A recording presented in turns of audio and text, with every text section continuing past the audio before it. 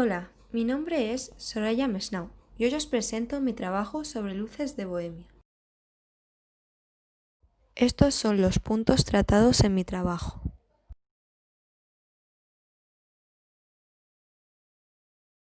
Ramón María del Valle Inclán fue uno de los escritores españoles más importantes de finales del siglo XIX y de principios del siglo XX. Nació en el 1866 en Pontevedra y murió en el 1936. A los 20 años comenzó a estudiar la carrera de Derecho por tradición familiar, pero tras la muerte de su padre abandonó sus estudios y se trasladó a Madrid. Allí entró en contacto con la literatura. Después de realizar varios viajes a Cuba y a México, regresó a Pontevedra, donde reafirmó su pasión por la literatura, publicando su primera novela titulada Femeninas, en 1894. Y unos cuantos años más tarde comenzó su carrera como dramaturgo. En la obra de Valle Inclán se distinguen dos claras etapas. La primera es una etapa más modernista. Se caracteriza por ser elegante, sensorial, pero con una visión nostálgica. Cultiva principalmente el teatro y la novela. Las obras más destacadas de esta etapa son las sonatas, publicadas a principios del siglo XX, y las 4 novelas breves que recogen las aventuras y amores del marqués de Bradomín. La segunda etapa es la época de los esperpentos, un nuevo género creado por Valle Inclán, que consiste en la deformación sistemática de la realidad. La obra más destacada dentro de este género es Luces de Bohemia, publicada en 1920.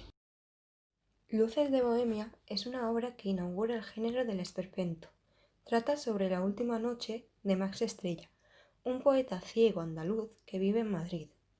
Max vive con su mujer, Madame Colette, y su hija. En esta primera cena, su mujer le lee una carta en la cual se le comunica que está despedido del periódico donde trabajaba. Entonces entra en escena Don Latino, el coprotagonista, que viene a pagarle a Max muy poco dinero por sus libros vendidos. Ambos deciden ir a la librería a reclamar más dinero. Es así como Max sale de su casa y vive la noche madrileña junto a Don Latino. Al llegar a la librería, el librero se opone a cambiar su trato con Max, entonces le engaña diciéndole que los libros ya estaban vendidos, cuando realmente estaban en la trastienda. Don Latino le sigue la corriente al librero, ya que él también se está aprovechando de Max. Ambos salen de la librería y llegan a una taberna llamada Picalagartos, y comienzan a emborracharse. Entonces aparece Enrique Lapisabién, que le reclama dinero a Max, y este, para poder dárselo, vende su capa. Vuelven a la calle y llegan a una buñolería modernista. Aquí se encuentran a un grupo de modernistas con los que entablan una conversación. Durante esta charla critican varios aspectos de España, como por ejemplo la política. Entonces Don Latino comienza a cantar y los demás le siguen el rollo, ya que están todos borrachos. Al crear tanto jaleo acude la policía y se llevan a Max por burlarse del capitán. Max es enviado al calabozo donde se encuentra a un obrero catalán con quien mantiene una conversación sobre la necesidad de una revuelta social. Aparece un policía y se llevará al obrero hacia su castigo, y Max se sentirá mal por no poder ayudarle. Gracias a don Filberto, un periodista, Max consigue ser liberado, pero no se marcha sin antes quejarse del trato recibido. Max y don Latino se reencuentran y deciden ir al Café Colón, donde también se encontrarán con Rubén Darío. Entonces ambos poetas comienzan a hablar sobre la muerte, la filosofía, etc.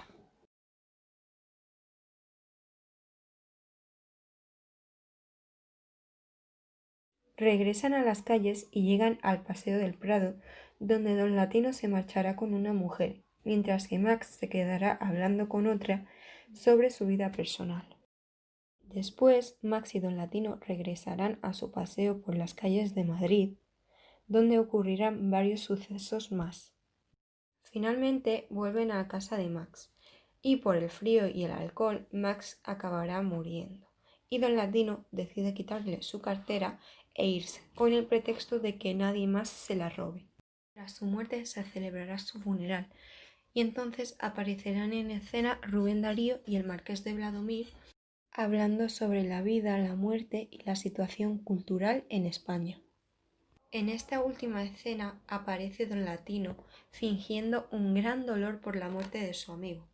Entonces llegará la noticia del suicidio de dos mujeres que resultarán ser la esposa y la hija de Max.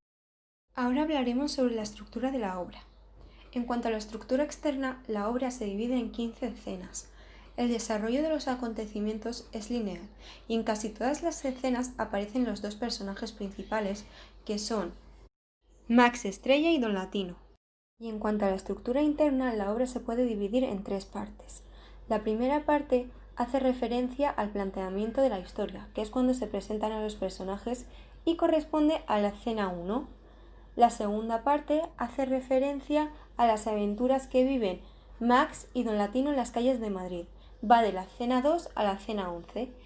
Y por último, la tercera parte hace referencia al desenlace de la historia, cuando muere Max Estrella.